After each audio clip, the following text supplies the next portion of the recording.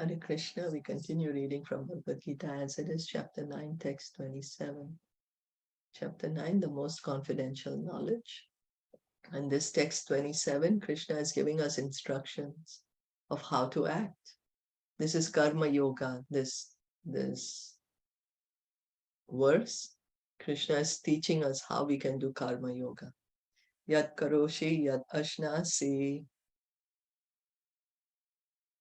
Karoshi yatra nashi Yat juhoshi, dadasi yat. yajyahoshi tadashiyat Yat tapasyasi kaunteya. yatasya Tat kurushva mad arpanam. tatpurusha arpanam. Translation and purport by His Divine Grace, A.C. Bhaktivedanta Swami Srila Prabhupada. Whatever you do, whatever you eat, whatever you offer or give away, and whatever austerities you perform, do that, O son of Kunti, as an offering to me. So here we can see that we can, we can't sit down and do nothing. We are constantly doing something or the other.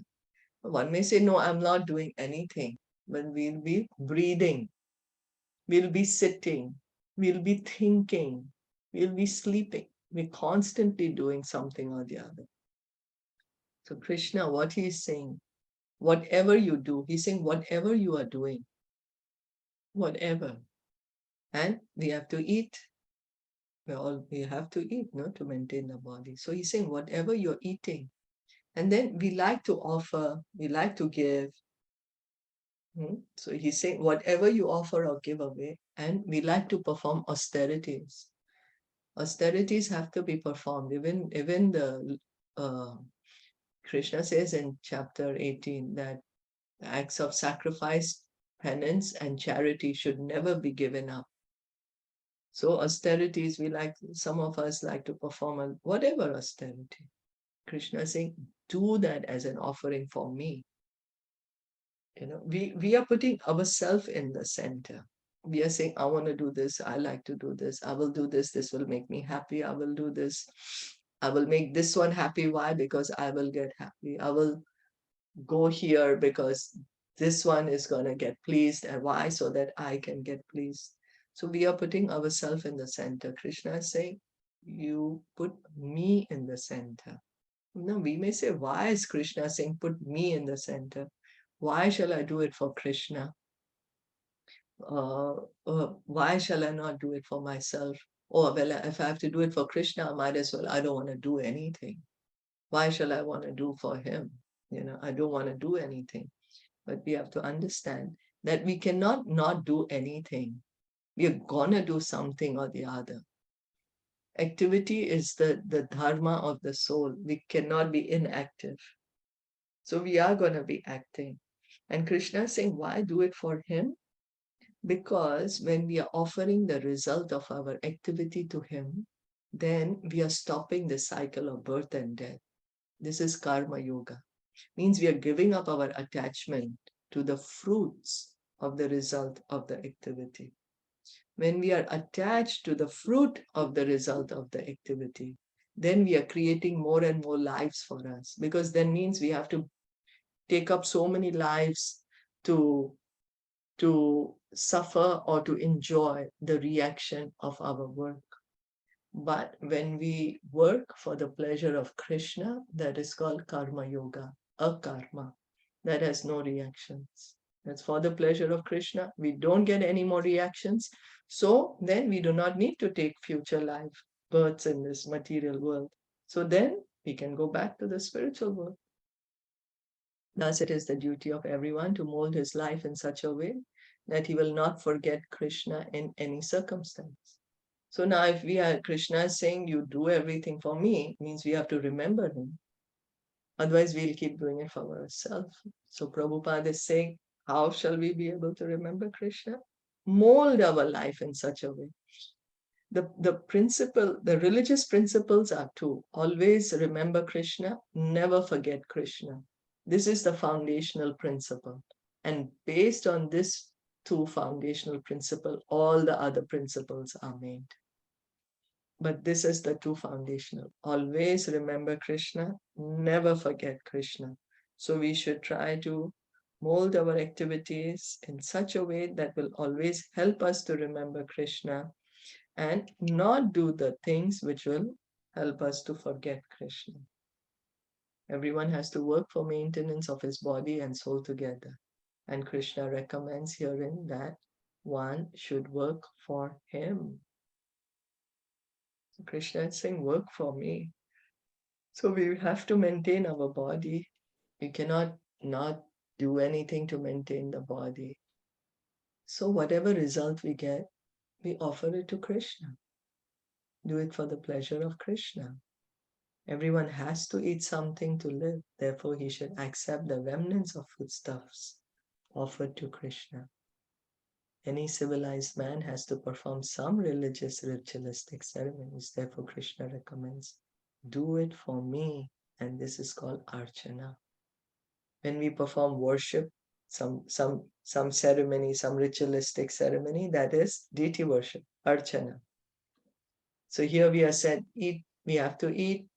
So offer to Krishna first, then eat. We are doing so many things. Offer the result of those activities for Krishna. Perform archana. Everyone has a tendency to give something in charity. Krishna says, give it to me. And this means that all surplus money accumulated should be utilized in furthering the Krishna consciousness movement. Now one will say, oh, why Krishna is greedy? He's saying, give it to me, give it to me. Why shall I give it to Krishna? Krishna is saying for our benefit. Everything belongs to Krishna. Krishna does not need our money.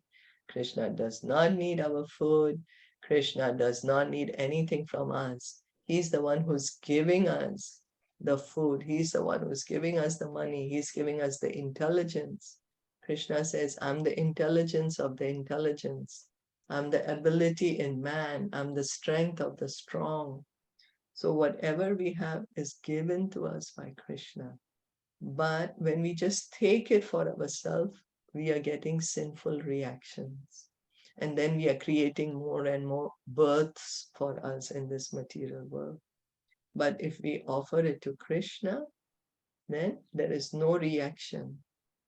So we do not need to be continuing to take so many births in the material world to suffer or enjoy the reactions of our action. Nowadays, people are very much inclined to the meditational process, which is not practical in this age. But if anyone practices meditating on Krishna 24 hours a day by chanting the Hare Krishna mantra around his beads, he is surely the greatest meditator and the greatest yogi, as substantiated by the 6th chapter of Bhagavad Gita.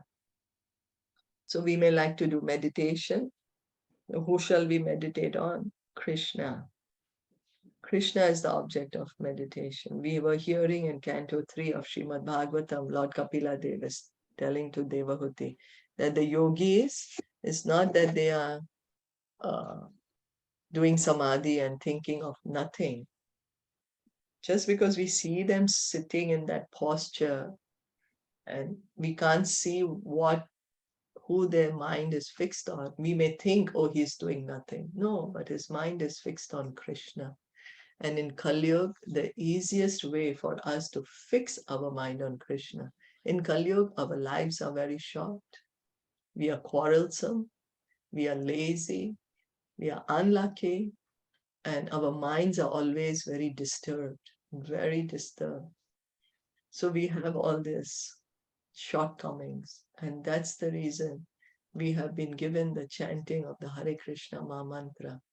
Because simply by chanting the Hare Krishna mantra, we can fix our mind on Krishna, which is the highest meditation.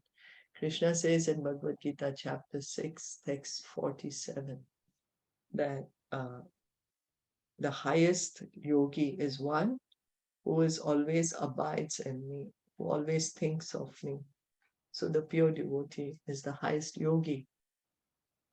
And we can meditate our mind 24 hours a day on Krishna by chanting the Hare Krishna mantra.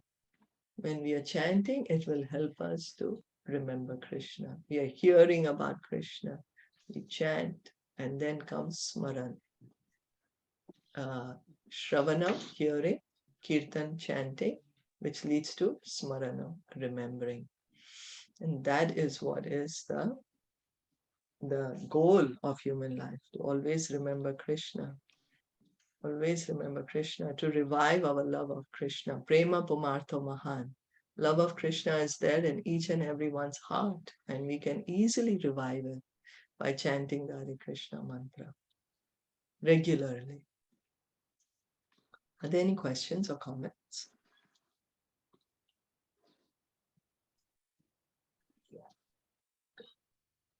No, No, all good. no, all fine. But like, how important that we should be doing everything for the pleasure of Krishna. And It's and very true. We nicely, forget. Prabhupada has given us the ways also. We forget, but he has also given very practical examples, like how we can do.